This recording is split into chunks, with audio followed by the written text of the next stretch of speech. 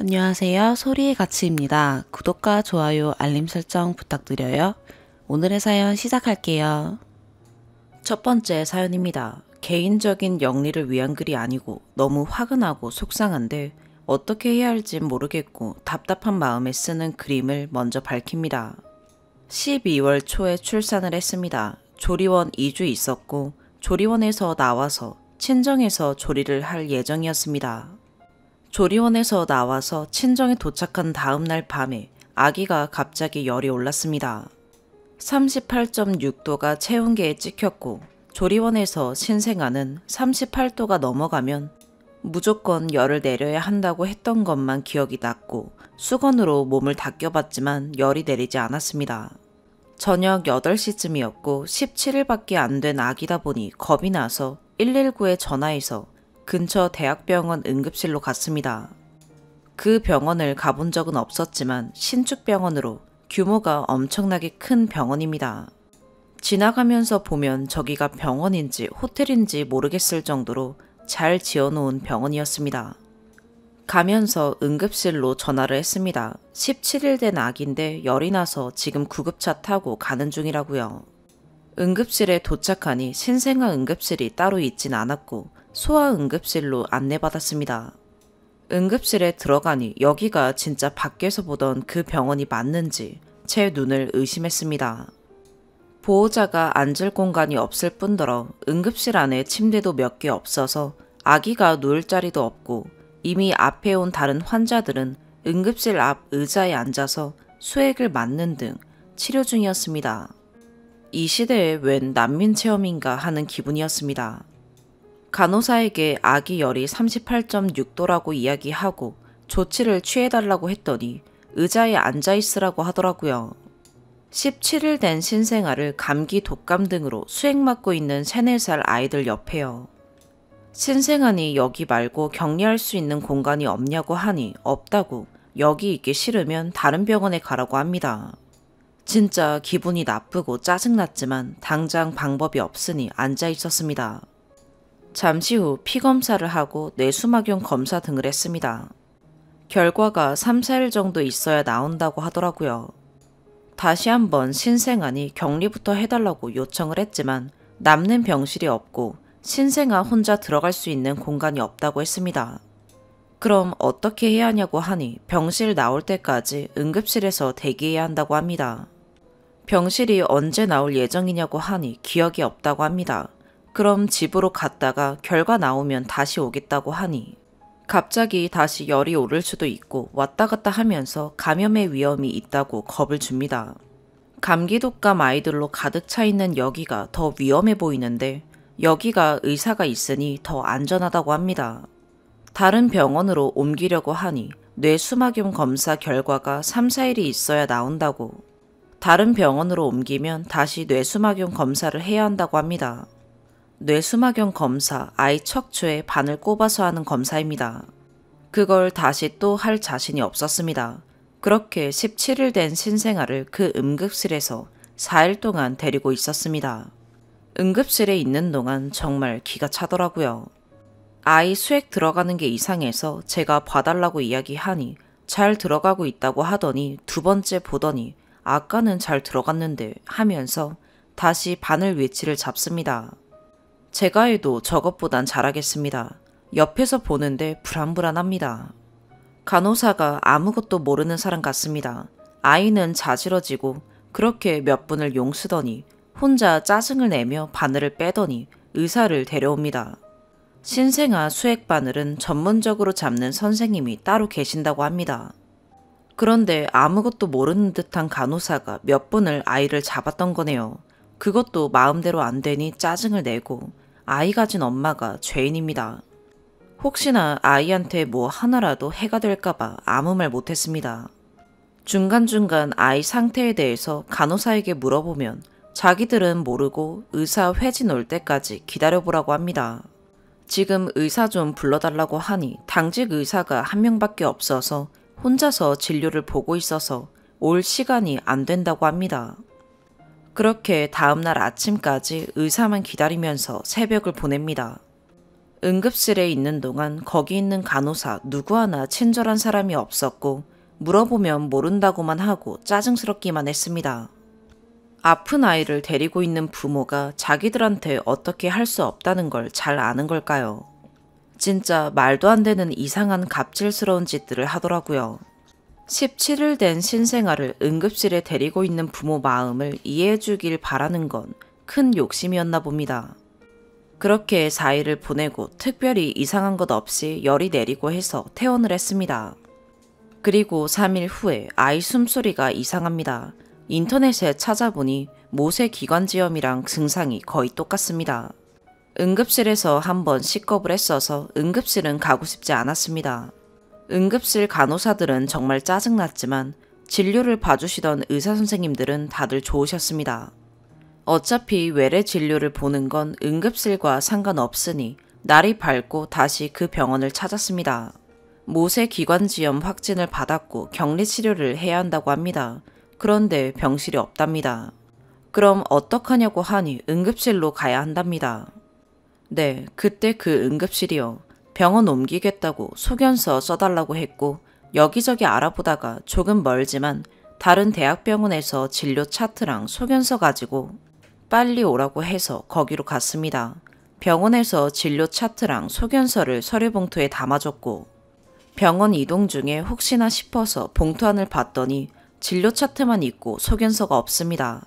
차 돌려서 다시 갔더니 소견서를 빠뜨렸답니다. 그렇게 다른 대학병원으로 갔고 거기서 이런저런 이야기를 했더니 기가 막혀 하더라고요. 이 신생아를 어떻게 응급실에 4일을 데리고 있었냐고, 다른 큰 병 전염 안 된 게 용하다고, 신생아 데리고 있을 공간이 없으면 바로 다른 병원으로 옮기게 조치를 했었어야 했다고, 신생아는 일반 병실에도 두는 거 아니고 어디 안 좋으면 그냥 인큐베이터에 들어가야 된다고. 진짜 망치로 한 대 맞은 것 같더라고요. 결국 그 응급실 4일이 우리 아이를 더 아프게 한 거죠. 지금은 아이 격려되어 치료 중입니다. 이 작은 아이가 산소호흡기 달고 온갖 장치 달고 있는 거 보니 정말 마음이 너무 아픕니다. 그 대학병원, 특히 그때 그 간호사들을 어떻게든 해버리고 싶지만 사실상 개인이 대학병원을 상대로 뭔가를 할 수 있는 게 없겠죠. 거기다 그 대학병원 재단이 빵빵한 걸로 유명합니다. 부모로서 정말 너무 화가 나고 답답하고 아프지만 뭔가 할 수 없다는 게 너무 화가 나네요. 이럴 경우 어떻게 해야 하는지, 뭔가 할 수 있는 방법이 있는 건지 궁금합니다. 추가, 첫 아이다 보니 몰랐던 것들이 있네요. 약간의 오해가 있는 것 같아서 추가합니다. 당연히 모든 부모님들이 자기 아이부터 봐주기를 바라겠죠. 더 심한 환자가 있으면 그 환자부터 보는 게 맞다고 생각하고요. 물론 일반 응급실은 잘리고 부러지고 중환자들이 많겠죠. 제가 갔던 응급실은 소아응급실이었고 어디 깨지고 부러진 중환자는 없었습니다. 응급실 침대에 누워있는 아이들, 수액 달고 있는 독감 아이들이 대부분이었고요. 그리고 그 아이들 대신 저희 아이를 봐달라고 한 게 아니라 그날 병원의 신생아 아이는 저희 아이밖에 없었습니다. 독감 걸린 아이들과 같이 있기에는 불안했고 격리할 수 있는 방법을 알아봐달라고 한 거였습니다. 그렇게는 안 된다고 해서 병원을 옮기고 싶었지만 뇌수막염 검사를 해보려서 결과 나오기 전까지 다른 병원으로 옮기기가 꺼려졌습니다. 병원을 옮기면 새로 검사해야 한다는 말 때문에요. 거기다 아다리가 잘못 걸리려고 하니 처음 병원 응급실 갔던 날이 금요일 저녁이었고 퇴원을 월요일에 했습니다. 그리고 한 달이 안 된 신생아는 일반 소아과에서는 입원 치료가 불가능하다고 합니다. 지금 격리치료 받고 있는 병원에서 의사 선생님이 하시는 말씀이 신생아는 병원에 데려오면 심하든 아니든 무조건 격리치료가 원칙이고 그게 안 되면 시설에 있는 대학병원으로 보내야 한다고 합니다. 그런데 그 병원에서는 아무 대책 없이 응급실에 4일 동안 머무르게 했고요. 그래서 결국은 모세기관지염에 감염됐고요. 지금 있는 병원에서 의사선생님 역시 말이 안 되는 대처였다고 하세요. 까딱하다가 아기가 더 심한 병에 감염될 수 있는 상황이었다고 하십니다. 그러다 보니 더 화가 납니다. 그리고 그 병원 간호사들의 태도에 문제가 있는 건 지금 있는 병원에 와서 더더욱 확실하다고 생각합니다. 지금 병원도 소아과 응급실을 통해서 들어와서 진료보고 입원했습니다. 이 병원 응급실 간호사들은 저희가 도착하는 순간부터 아이를 받아들고 본인들이 더 애타했습니다. 진심이든 아니든 그렇게 느껴졌습니다. 당황해하고 마음 아파하는 저희부터 토닥였고요. 본인들이 나서서 아이를 격리시키고 인큐베이터에 바로 들어갈 수 있도록 조치해 주셨습니다. 정말 빠르게 진행됐고 의사 선생님이 하시는 말씀이 신생아가 제일 우선이라고 했습니다. 그렇다고 이 병원은 사람이 별로 없었나 상황은 전 병원과 비슷했습니다. 아이들 대기하고 있었고 복도에서 수액 맞고 있는 아이들이 있었고요. 제가 경험한 걸로는 모든 응급실이 그 병원 같지는 않은 것 같습니다. 다시 한번 강조하지만 일반 응급실로 간 게 아니라 소아응급실로 들어갔습니다. 소아응급실을 한 번도 안 가보신 건진 모르겠지만 소아응급실에선 생사가 왔다 갔다 하지 않습니다. 소아응급실에선 신생아가 제일 우선입니다. 이 병원 의사선생님이 하신 말입니다. 두 번째 추가, 댓글 보고 제가 뭔가 잘못 알고 있는 건가 헷갈리네요. 우선 왜 간호사한테 화풀이냐고 하는 댓글이 제일 많네요. 간호사는 환자들 옆에 붙어 있고 의사들은 잠시 왔다 가니 의사들은 친절하다. 의사한테 좋게 말해서 친절하다. 이런 댓글들이네요. 댓글에 어떤 분이 써놓은 것처럼 조리원에서 아이 열이 38.5도 이상 올라가면 무조건 병원으로 가라고, 열이 30분 지속되면 치명적이라고 교육을 받았었습니다. 간호사 붙들고 이야기하니 똑바로 된 대답을 들을 수 없었고 그리고 조치를 못 해줬고 의사를 불러달라고 하니 당직 의사 한 명이라서 못 온다고 하고 아이 열은 38.6도에서 내려갈 생각 안 하고 그 상황에서 뭘 어떻게 해야 할까요? 누구든 붙들고 사정하는 거 말고 방법이 있나요? 간호사한테도 어떻게든 조치해달라고 한 거였고 의사한테도 어떻게든 조치해달라고 했습니다. 간호사는 짜증을 냈고 의사는 친절히 설명을 해줬습니다. 의사는 권한이 있어서 친절하게 설명해 준 건가요? 의사도 아무것도 해준 건 없었는데요. 그냥 친절했을 뿐입니다. 간호사는 권한이 없어서 짜증을 낸 건가요? 좋게 설명할 수 없는 부분인가요? 간호사들은 환자들 옆에서 고생해서 짜증스럽고 의사는 환자 안 보고 어디서 놀다가 와서 여유롭나요? 이해가 안 되네요. 아이 수액 바늘이 잘못된 것 같다고 봐달라는데 제대로 못 봐서 다시 한번 이야기하니 그때서야 잘못된 거 발견하고 신생아 수액 바늘 잡는 의사가 따로 있다는데 마음대로 바늘을 이리저리 돌리고 아이가 자지러지는데 몇 번을 하다가 안 되니 혼자 짜증을 내면서 가버리는 간호사는 어떻게 해야 맞는 건가요? 응급실 간호사들 바쁘고 정신없으니 자기가 잘못하고 짜증내고 하는 걸 환자 쪽에서 다 이해해줘야 하는 건가 보죠. 지금 아이가 입원해 있는 병원 간호사들은 환자가 없어서 여유로워서 친절한가 봅니다. 오히려 그 병원보다 이 병원 간호사 인력이 더 적은 것 같은데요. 제가 다른 아이 보지 말고 우리 아이만 봐달라고 했나요? 다른 아이 침대 뺏어서 달라고 했나요? 뭘 그렇게 과한 요구를 한 건가요? 지금 있는 병원 선생님들이 다들 너무 좋으셔서 지금 제가 뭔가 착각하고 있는 건가요? 여기 분들 말씀으로는 소아응급실에서 최우선은 신생아라고 하는데 거기다 신생아는 무조건 격리 치료고 시설이 갖춰지지 않았으면 시설이 있는 병원으로 옮겨야 한다고 하시는데요. 댓글분들은 무슨 기준으로 병원에서 제일 우선이라고 하는 신생아를 우선순위가 아니라고들 하시는 건가요? 진짜 궁금하네요. 세 번째 추가. 어제 17일 된 신생아 대학병원에 갔다가 대처에 화가 나서 글 썼던 글쓴이입니다. 어제 글 올리고 중간중간 댓글들 보면서 처음엔 좀 당황스러웠습니다. 분명 간호사를 탓한 거 맞고 병원의 대처가 옳지 않았다고 생각해서 올린 글이니까요. 그래서 추가 글로 조금 더 설명도 해보고 했지만 계속 같은 반응이시더라고요. 제가 쓴 글을 다시 한번 쭉 읽어봤습니다. 화가 가득한 상태에서 쓴 글이다 보니 설명이 빠진 부분과 과한 표현이 많았네요. 조금 더 정리해서 다시 한번 이야기해 보겠습니다. 첫 번째, 조리원에서 교육받을 때 열이 38도 이상 오르면 차가운 수건으로 몸을 닦여보고 30분 지속 시 무조건 병원으로 가라고 했습니다.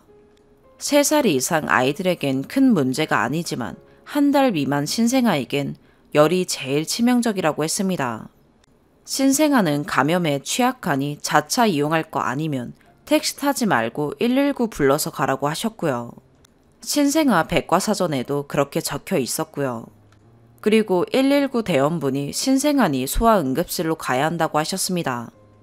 신생아는 대학병원만 받아준다고 근처 대학병원으로 가겠다고 하셨습니다. 미리 연락해 놓으면 조금 더 빨리 조치받을 수 있을 거라고 전화하라고 해서 전화했었고요. 두 번째, 응급실 도착하니 소아응급실로 안내받았고 아까 통화했던 간호사를 찾았습니다. 열이 38.6도고 30분가량 지속 중이라고 이야기했습니다. 의자에 앉아서 기다리라고 하셨어요. 제가 열을 잘못 잰 걸 수도 있으니 열을 한번 재봐달라고 했습니다. 열을 재니 38.4도가 찍혔습니다. 어떻게 해야 하냐고 물으니 앉아서 대기하라고 했고, 신생아인데 여기에 그냥 있는 거냐고 물으니 다른 공간이 없다고 했습니다. 그럼 수유실에 있으면 안 되냐고 물으니 그냥 앉아 있으라고. 여기는 공간이 없으니 여기 있기 싫으면 다른 병원으로 가라고 했습니다. 여긴 공간이 없으니 다른 병원으로 가시는 게 낫겠습니다. 이런 안내성 이야기가 아니라 홧김에 여기 싫으면 다른 병원으로 가라는 이야기였습니다. 옆에 있던 아이 데리고 오신 할머니가 간호사한테 애기 엄마한테 말을 왜 그렇게 하냐고 말씀하셨고 간호사는 그냥 자리로 돌아갔습니다. 옆에 계신 처음 보는 할머니께서 그렇게 말씀하신 거면 저 혼자 오바한 건 아니라고 생각합니다. 세 번째, 아이를 어떻게 해야 하는지에 대한 이야기는 전혀 없었고 앉아서 대기하고 있었습니다.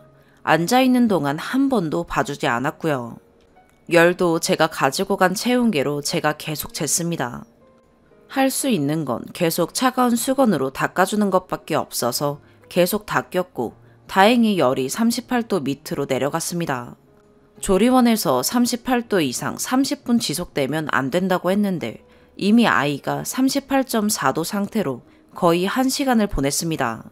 그러다가 의사가 와서 열을 쟀고 그때는 이미 열이 38도 밑으로 떨어진 상태였습니다. 1시간 정도 38.4도를 유지하다가 방금 열이 내렸다고 이야기하니 신생아가 열이 올랐을 때 최악의 경우가 뇌수막염이라고 피검사와 뇌수막염 검사를 해야 한다고 했습니다. 뇌수막염 검사를 하는데 아이 척추에 바늘을 꼽더라고요. 너무 작은 아이 척추에 바늘 꼽히는 모습을 보니 너무 괴로웠습니다. 네 번째, 뇌수막염 검사가 끝나고 나니 결과가 3, 4일 정도 있어야지 나온다고 입원을 해야 한다고 했습니다. 입원 절차를 밟아달라고 하니 지금 입원실이 만실이어서 여기서 대기해야 한다고 했습니다. 여기 지금 독감 걸린 애기들 많은 것 같은데 여기 있어도 괜찮냐고 하니 방법이 없다고 했습니다. 어차피 병원에 있어도 해줄 수 있는 게 없는 것 같아서 그냥 집으로 갔다가 결과 나오면 들으러 오겠다고 했습니다. 지금은 열이 내렸지만 갑자기 또 열이 오를 수 있고 신생아가 자꾸 밖에 왔다 갔다 하면 다른 감염될 수 있으니 나가지 말라고 했습니다. 그럼 다른 입원실 비어있는 병원으로 옮기겠다고 하니 뇌수막염 검사는 성인도 힘든 검사인데 병원으로 옮겨서 애기한테 또 시킬 거냐고 여기 있으라고 했습니다. 나가겠다고 한 걸 병원에서 못 나가게 잡았습니다. 다섯 번째, 검사하고 중간중간 간호사들한테 아기 상태를 물어보려고 말을 걸었을 때 짜증스럽길래 그냥 포기하고 최대한 말을 안 걸었습니다. 물어봐도 모르겠다고 괜찮다고만 했었고 제가 옆에서 계속 체온계로 열 체크를 했고 다행히 이후로 열이 오르지 않았기 때문에 굳이 간호사들과 말을 섞을 일은 없었습니다. 그런데 수액을 달고 있는 손에 거즈가 흥건해졌길래 간호사에게 봐달라고 이야기했고 와서 보더니 원래 그런 거라고 괜찮다고 했습니다. 한 1시간 정도 지나서 보니 수액 양이 줄지 않고 여전히 거즈가 흥건해서 다시 한번 봐달라고 이야기했더니 아까 괜찮다고 했는데 뭘 또 봐달라는 거냐는 식으로 짜증스럽게 와서 봤습니다. 그런데 잘못되어 있는 게 맞았습니다. 그때도 혹시나 싶어서 아무 말 안 했습니다. 신생아 바늘을 간호사가 뺐다가 새로 꼽지는 못하니 꼽힌 상태에서 이리저리 바늘을 돌렸습니다. 당연히 아프겠죠. 아이가 자지러졌고 몇 번을 반복하더니 아씨 라는 말을 하면서 바늘을 휙 빼더니 나가버렸습니다. 그리고는 신생아 바늘 잡는 의사가 와서 새로 바늘을 잡았습니다.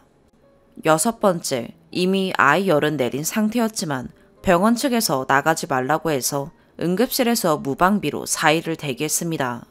첫 아이다 보니 아무런 경험이 없었고 다른 병원으로 옮겨도 여기랑 다를 거 없을 거라 생각했습니다.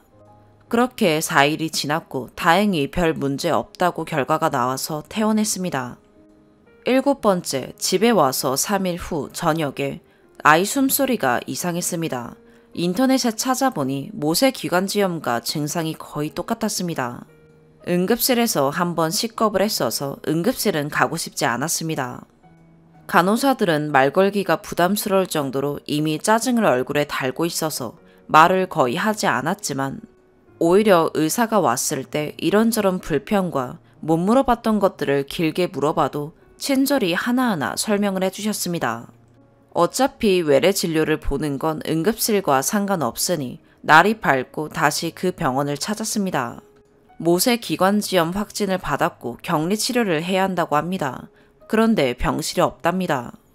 그럼 어떡하냐고 하니 소아응급실에서 병실이 날 때까지 대기해야 하는데 그건 본인도 말이 안 된다고 다른 병원으로 가는 게 맞다고 했습니다. 8번째, 다른 대학병원에 연락해서 상황을 이야기하니 진료 차트와 소견서를 가지고 빨리 오라고 했습니다. 소아응급실로 통해서 들어오는 게 빠르다고 해서 외래 진료를 보지 말고 소아응급실로 오라고 했습니다. 병원에서 진료 차트랑 소견서를 서류 봉투에 담아줬고 병원 이동 중에 혹시나 싶어서 봉투 안을 봤더니 진료 차트만 있고 소견서가 없었습니다. 차 돌려서 다시 갔더니 소견서를 빼먹고 줬다고 했습니다. 9번째, 병원에 도착하니 역시 이 병원도 전 병원과 상황은 비슷했습니다. 자리가 없어서 의자에 앉아서 수액 맞고 있는 아이들도 있었고 응급실 자리 역시 부족해 보였습니다. 그때의 악몽이 떠올랐는데 간호사가 오더니 아이부터 봤더니 체온, 몸무게, 키 등 체크부터 했습니다. 모세기관지염 확진 받았다고 하니 일단 아이 데리고 빈방 같은 작은 공간이 있었는데 거기에 있으라고 했습니다. 잠시 후에 의사 진료 받고 바로 입원 수속 밟아주셨습니다. 인큐베이터에서 격리치료할 거라고 했습니다. 10번째, 아이 인큐베이터에 들어가고 나니 의사가 와서 감염 경로 때문에 출산 후 어디 갔었는지, 어디 아픈 데 있었는지 등등 이것저것 물어봤습니다. 출산 후 산후조리원에 있다가 집에 있었고 응급실 갔다가 다시 집에 갔다가 여기로 왔다고 설명했습니다. 응급실에 4일 있었다고 이야기하니 의사가 말이 안 되는 조치였다고 설명해줬습니다. 신생아를 바이러스 많은 소아 응급실에 무방비로 두는 거는 미친 짓이라고 왜 그렇게 그냥 뒀냐고 오히려 저한테 화를 냈습니다. 그러면서 소아 응급실 시스템에 대해서 설명해줬습니다. 그때 하신 말씀이 소아 응급실에서는 신생아가 우선이고 아무런 면역력이 없기 때문에 무조건 격리라고 했습니다. 격리시설이 갖춰지지 않았으면 내보내는 게 맞는 거라고 하셨습니다. 도대체 왜 그 병원에서 그런 식으로 대처했는지 이해할 수가 없다고 말씀하셨습니다. 4일 동안 응급실에서 있었으면 거기에서 옮았을 확률이 거의 100%라고 하셨고 폐렴이나 독감 등이 아닌 게 천만다행이라고 하셨습니다. 여기까지가 앞전에 쓴 글을 그냥 있는 사실만 다시 적은 내용입니다. 처음에 이 글을 썼던 건 그때 응급실 간호사들에게 화가 나서 쓴 글이었습니다. 특히 그때 그 반을 잡으려고 했던 간호사요. 아무리 생각해도 그 간호사는 진짜 잘못된 사람 같았거든요. 그래서 뭔가 할 수 있는 게 있나 싶어서 올린 글이었습니다. 댓글들 보다 보니 그 병원 시스템의 문제인 거지 다른 간호사들의 문제는 아니었을 수도 있겠다 싶네요. 간호사들의 친절은 의무는 아니니까요. 아이 키우려면 앞으로 제가 조금 더 똑똑해져야겠네요. 좋은 경험했다고 생각하겠습니다. 같이 답답해 해주신 분들 정말 감사합니다. 두 번째 사연입니다. 제가 조카를 혼내는 게 잘못된 건지 묻고 싶어서 이렇게 글을 씁니다. 전 26살 여자이고 오빠는 29살이며 조카는 오빠의 8살 된 아들입니다. 오빠가 작년에 이혼해서 새언니는 없는 상황이며 오빠가 다른 지역에서 일을 하고 있어서 아이는 저와 제 부모님이 키우고 있습니다. 참고로 저희 엄마는 암에 걸리셔서 현재 치료 중입니다. 아무튼 주말이라 아빠가 아픈 엄마 기분 전환을 시켜준다고 둘이 2시쯤 데이트를 나가셨습니다. 그러다가 친척 언니한테 이모 나가셨냐, 점심 먹었냐, 우리 김치전 먹을 건데 먹으려면 애기 데리고 와라. 전화가 와서 애기를 데리고 갔습니다. 이모네가 바로 앞동이라 가까워서 평소에도 자주 연락 오고 애기 데리고 가고 했습니다. 이모네 집에는 이모와 이모부가 안 계시고 친척 언니, 친척 오빠, 친척 오빠의 10살 된 아들만이 있습니다. 편의상 친척 오빠의 아들은 조카 1이라고 하겠습니다. 같이 먹고 조카들은 거실에서 놀고 언니와 저는 언니 방에서 각자 컴퓨터와 핸드폰을 하고 있었으며 오빠는 담배 피러 나간 상황에서 일이 터졌습니다. 갑자기 조카 1이 막 울길래 놀라서 거실로 가보니 조카 1은 머리를 잡으며 울고 있고 조카 2는 TV를 보며 앉아있더라고요. 조카 1에게 왜 우냐고 물어보니 눈물을 뚝뚝 흘리며 조카 2가 때렸다고 하더라고요. 그때 오빠가 담배를 다 피고 집에 올라왔고 조카 1에게 아빠에게 가겠냐 물어보니 그러겠다고 해서 전 조카 2를 데리고 언니 방에서 왜 형을 때렸냐 물어보았습니다. 언니는 그때서야 조카 1이 운다는 사실을 알고 방 밖으로 나갔고 조카 1이 조카 2의 말을 무시하자 화가 난 조카 2가 짱구 엄마가 하듯이 주먹 돌리기를 조카 1에게 했다고 했습니다. 조카 2는 말을 하면서 울음을 터뜨렸습니다. 그래서 일단 조카 2를 진정시키고 다시 얘기했습니다. 형이 너보다 나이도 많고 네 말을 꼭 들을 의무는 없다. 그리고 나이를 떠나서 누구든지 다른 사람을 때릴 자격은 없는 것이다. 라는 말을 했습니다.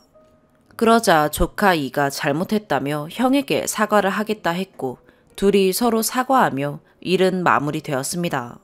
그런데 문제는 그러고 아주 잠시 후 오빠가 전화를 해 본인 아들인 조카 2와 통화를 시켜달라 하여 통화를 시켜주었는데 막 울고 난 목소리가 들려서인지 둘이 통화를 끝낸 후 톡으로 저에게 애기가 울었냐고 물어보았고 저는 모든 일을 다 이야기했습니다.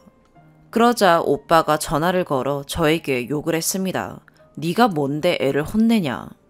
둘이 안 싸우게 네가 지켜보고 있어야지 뭘 쳐놀고 있냐 라고 욕을 하였고 전 화가 나서 그럼 네 새끼니까 네가 지켜봐라 라고 맞받아치며 전화를 끊었습니다.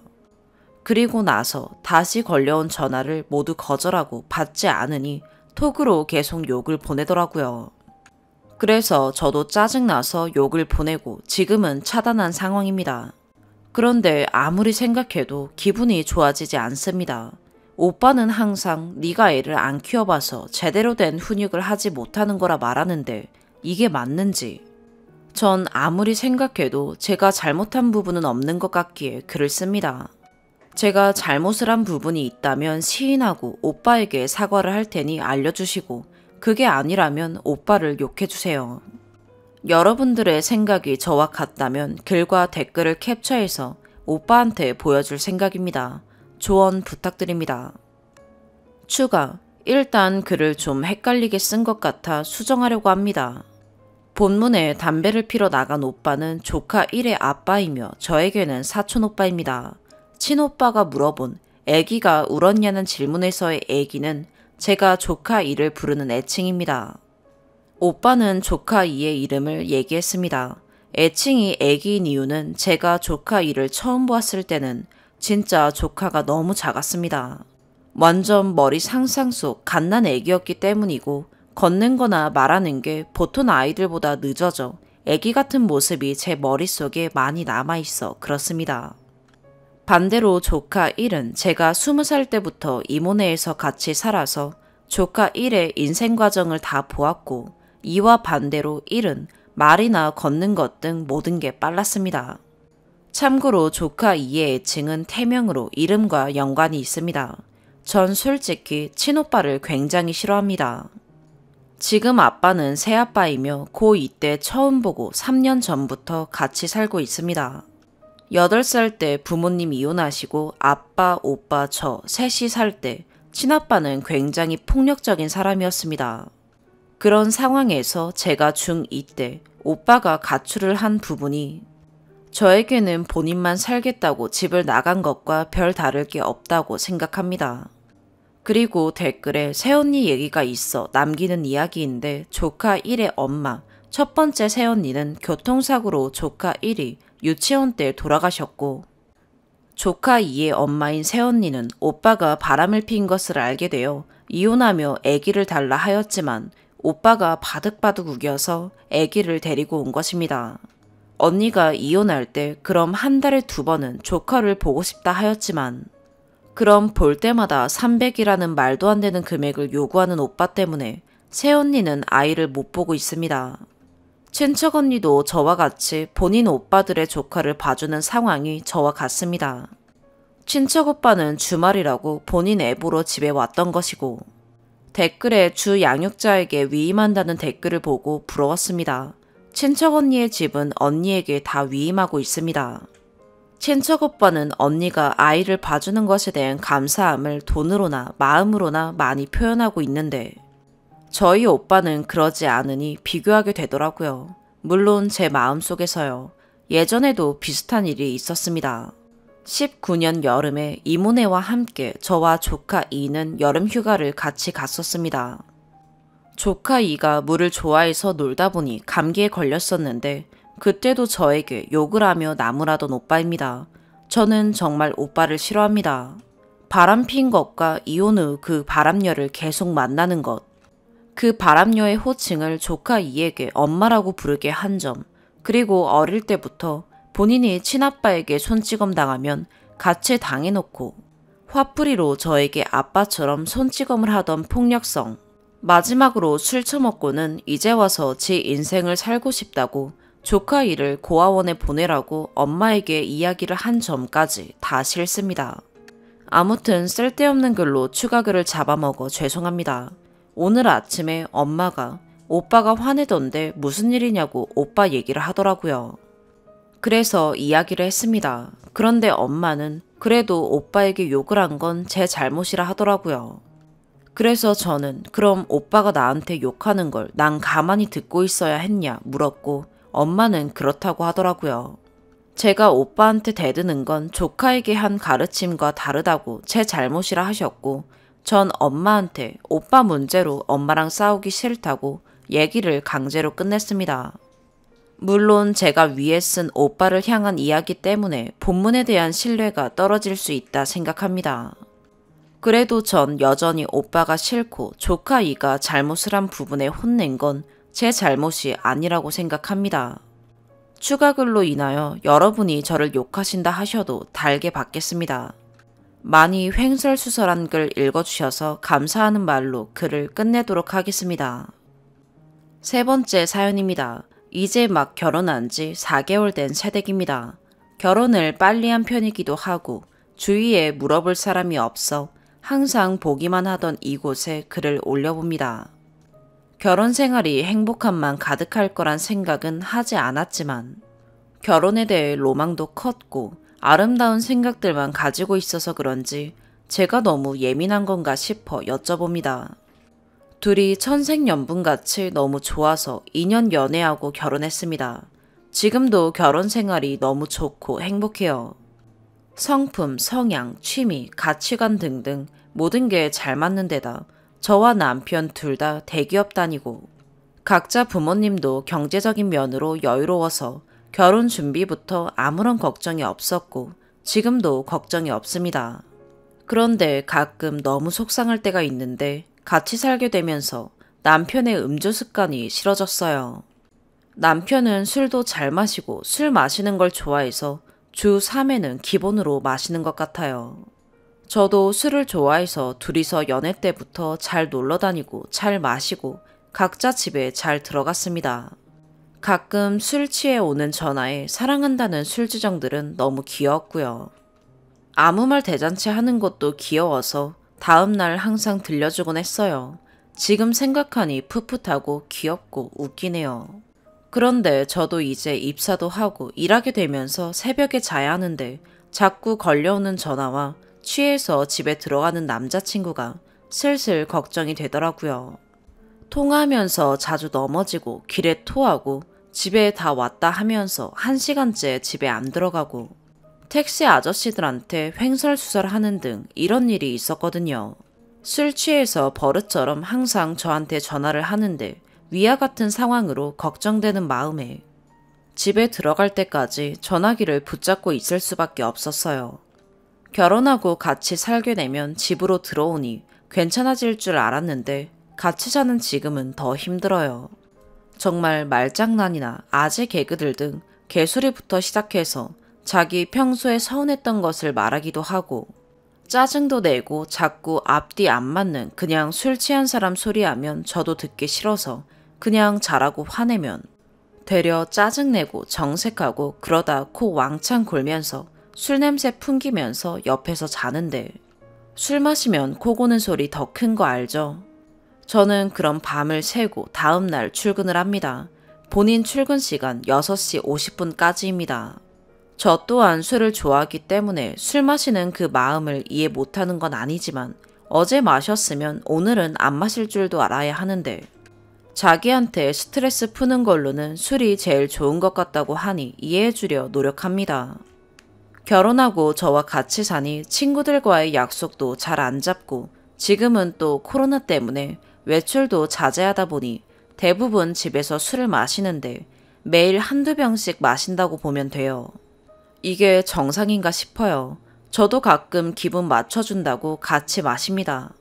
월요일 기준으로 이번 주만 해도 혼자 3병씩 금토일 마셔놓고는 내일 또 남편 휴무라 제가 기분 내주려고 오늘도 술 한잔 할 거냐.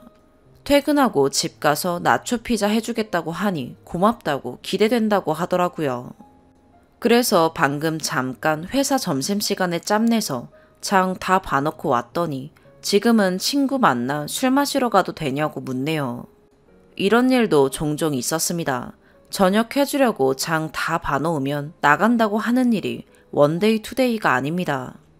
정말 자상하고 차분하고 저만 바라봐주는 남편이지만 술 얘기로 잔소리하면 정말 듣기 싫어하고 정색하는 남편이네요. 저도 친구들 많고 술자리 좋아하는데 남편이랑 있고 싶은 마음이 더 크기도 하고 요리는 제가 설거지는 남편이 하기로 한 거라 항상 자제하는데 남편은 술이 너무나도 좋은 걸까요? 계속 이런 일이 반복되니까 후에 아기를 가져도 될까 걱정도 돼요. 저는 아기 품는 동안은 물론 수유하면서도 금주해야 할 텐데 저렇게 자주 술 마시고 집에만 있는 나를 두고 놀러 나가서 집 들어와서 술 냄새 풍기며 잘 거라 생각하니 짜증도 나네요. 오늘도 자고 있을 때 새벽에 들어와서 잠 깨울 생각하면 벌써부터 화가 나네요. 아직 생기지도 않은 일인데 제가 너무 예민한 걸까요? 조언 부탁드립니다. 추가, 여러분께서 조언 및 꾸짖음 해주신 거 잘 읽었습니다. 저는 반반으로 의견이 나뉘겠거니 예상하고 글을 올렸는데 생각보다 제 남편이 알코올 중독이라고 판단해 주시는 분들이 많네요. 알고도 결혼했다기보단 같이 살기 전까진 몰랐던 문제였던 것 같아요. 연애 때부터 술은 아무리 취해도 예의는 항상 바르고 저한테 피해주는 거라고 하기에는 기재해둔 내용들 뿐이며 서로 선을 잘 지키고 걱정 안 되게 집에 도착했다는 연락은 꼭 해줬었던 터라 제가 안일하게 생각한 부분이었다고 말할 수도 있겠네요. 또 연애 때부터 서로 술을 좋아하기도 하고 워낙 타협을 잘 봐서 결혼 전부터 약속을 했었어요. 집에서 술 마시는 것 빼고 밖에 나가서 약속 잡는 것을 기준으로 최대 주 3회, 통금도 집에 도착 시간 2시 30분까지로 정했어요. 그런데 지금 코로나 문제도 있고 결혼하니 자주 나가지는 않더라고요. 귀가 시간도 한 번인가 2시 30분에 맞춰서 오고 그 외엔 항상 나가면서 12시에 들어올게, 11시에 들어올게 하고 나가면 그 시간은 꼭 지켜서 들어와요. 어제도 11시까지 온다더니 10시 40분쯤 택시 타서 가고 있다고 전화해주고 들어오자마자 씻고 자는데 차라리 자주 나가고 통금을 어기면 뭐라고 할 말이 있을 텐데 약속은 다 지키는 거라 할 말이 없네요. 제가 싫은 건 술 취해서 제 수면을 방해하는 것, 술 냄새 나서 다음날 제가 취해서 일어나는 기분이 드는 것 등 그냥 짜증납니다. 오늘 아침에도 출근하는데 제가 술 마신 줄 알았어요. 그냥 여러분들 댓글을 보여주는 게 나을까요? 오늘의 사연 여기까지입니다. 구독과 좋아요, 알림 설정 부탁드려요. 시청해주셔서 감사합니다.